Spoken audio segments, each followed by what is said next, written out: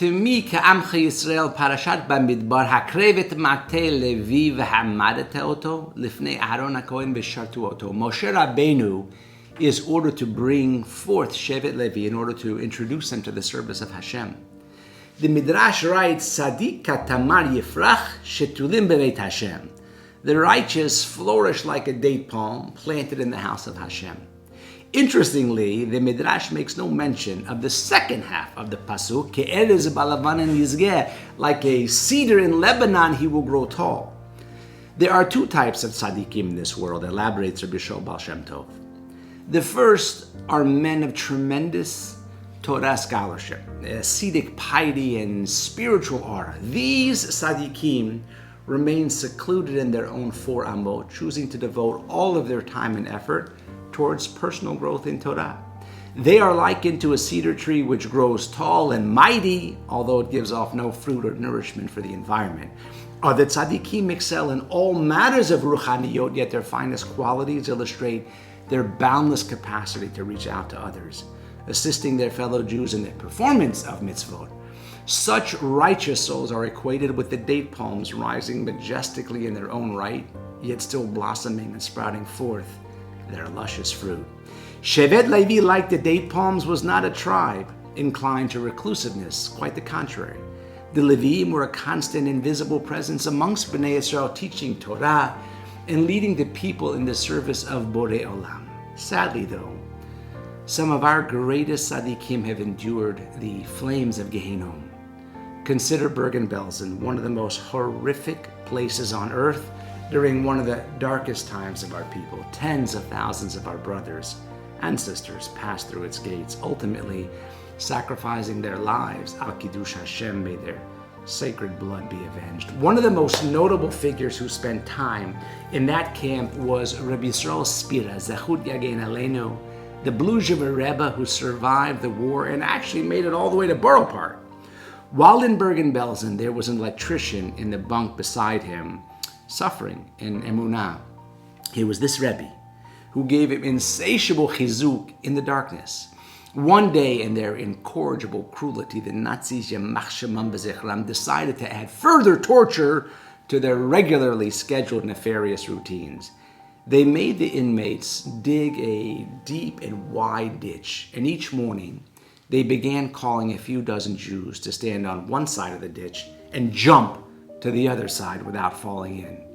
There was a machine gun set up on the edge of the ditch waiting for those who didn't make it. A machine gun then sent them straight to Gan Eden.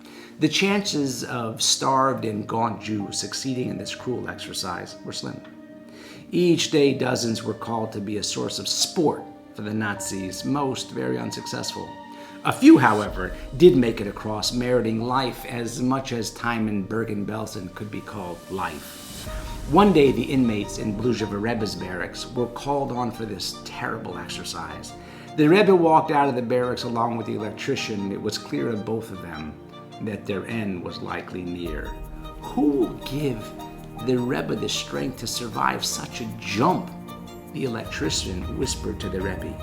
It's clearly impossible, referring to the fact that the Rebbe was gaunt and pale. The Rebbe wasn't afraid. Jumping or dying, Al Kiddush Hashem, they were the same. Everyone stood in a long line with the guards watching and their wicked laughter echoing. The Jews began jumping, one after the other, and as expected, most of them fell short and were finished off by that machine gun. Only a few Jews made it to the other side. And then came the Rebbe's turn. Before jumping, he whispered, I accept upon myself to die, Al Kiddush Hashem. The signal was given and the Rebbe jumped. His body was like a fallen leaf. He weighed so little and he didn't have any strength to withstand the task. Miraculously, he managed to lift his body very high and landed on the other side of the ditch. His life spared. While the Rebbe was shaking himself off from the dust and the minor bruises he sustained when hitting the ground, the electrician jumped. He was encouraged by seeing the Rebbe's successful jump and his heart filled with strength. He jumped very high and he made it. The Rebbe and the electrician found themselves on the other side, digesting the fact that they were still there. Despite slim chances, they were alive. They looked at one another, and then the electrician said, Rebbe, I drew strength for the jump from seeing that the Rebbe survived. I caught onto the Rebbe's gartel, jumped, and I made it. But from where did the Rebbe have strength for such a complicated feat?